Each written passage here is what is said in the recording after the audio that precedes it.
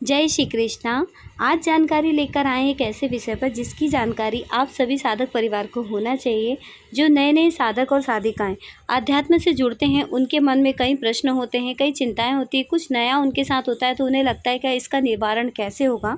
तो इसी तरह आज एक साधिका के माध्यम से हमसे प्रश्न पूछा गया था कि हम कुछ दिनों पहले मंदिर गए थे तो मंदिर में हमें बहुत तेज़ वाइब्रेशन हो रहे थे, यहाँ तक कि उनकी बहन भी उनके साथ गई थी तो उनके साथ भी ये चीज़ हो रही थी।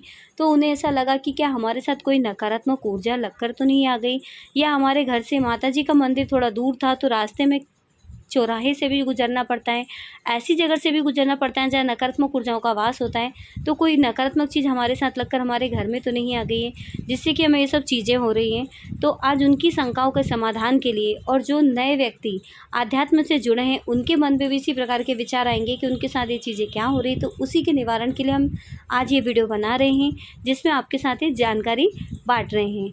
तो बात करें जो मंदिर में वाइब्रेशन होने की, जब हम मंदिर में जाते हैं तो मंदिर में जो सकारात्मक ऊर्जा होती है, सकारात्मक ऊर्जा की बात करें तो देखिए सकारात्मक ऊर्जा का वास वहाँ होता है जहाँ सारी चीज़ें पवित्र होती हैं, अच्छी चीज़ों का वास होता है, देवी देवताओं की कृपा होती है।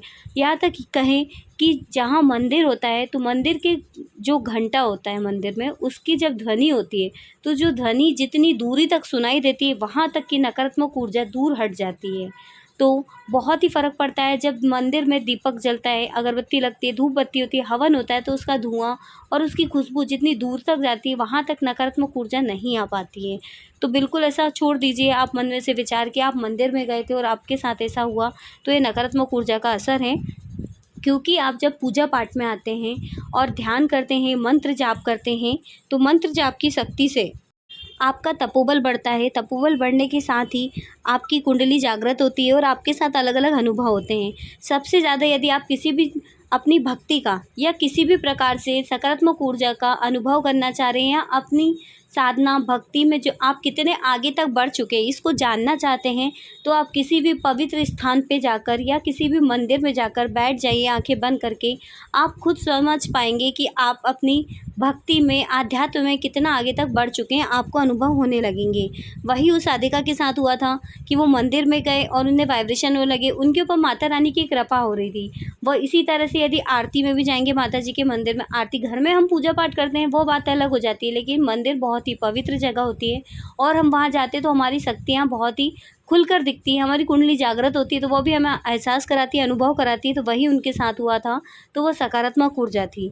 आज हम बात करें कि जो आप पूजा पाठ करते हैं, जो हम रोज़ाना पूजा पाठ करते हैं, नियमित रूप से पूजा पाठ करते हैं, तो उससे हमारे शरीर में एक प्रकार की ऊर्जा का कंपन होता है या फिर उसे वाइब्रेशन भी कहते हैं, जो बढ़ते ही जाता है क्योंकि हम पूजा पाठ करते हैं, अध्यात्म में बढ़ते हैं, परमात्मा की वो शक्ति हमारे साथ होती है, हमारे साथ जुड़ जाती है एक तरीके से, तो जो हमें अच्छे अच्छे अनुभव कराती है और हमें आध्यात्म की ओर और पूजा पाठ की ओर आगे बढ़ाने के लिए प्रेरित करती है।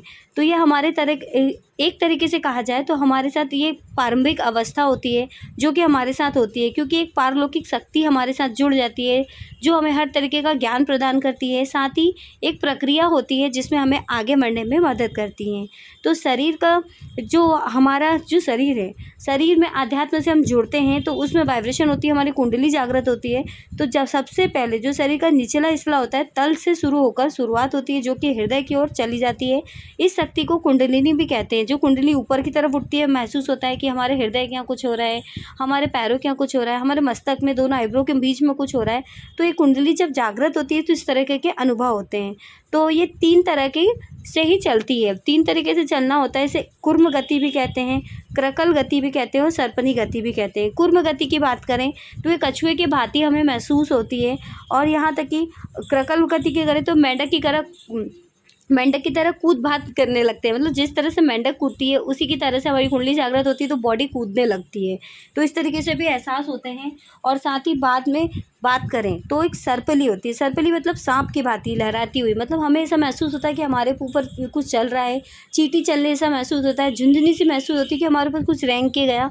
तो ये इस प्रकार के कुंडली जागृत होने के अनुभव होते हैं, वह अनुभव हमारे साथ जुड़े होते हैं। तो इन चीज़ों से हमें डरना नहीं है, ये अच्छी चीज़ें हैं। श्रद्धा से हम अध्यात्म से जुड़े हैं, माता रानी की कृपा होती है, देव कृपा होती है, तो ये सारे अच्छे अनुभव होते हैं। तो इससे डरना नहीं है, इन चीज़ों को समझें, अनुभव है, अच्छी चीज़ें, नकारात्मक ऊर्जा नहीं है।